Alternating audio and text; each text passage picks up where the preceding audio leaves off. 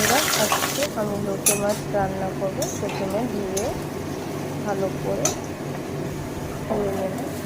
এবার আমি কড়াইটা গরম করে তেল তেজপাতা দিয়ে দিলাম।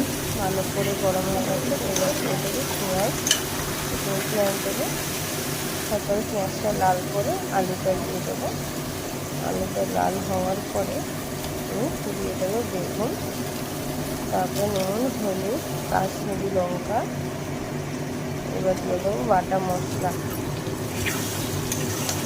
আদা, রসুন, জিরে, কাঁচা লঙ্কা দিয়ে দিলাম ভালো করে।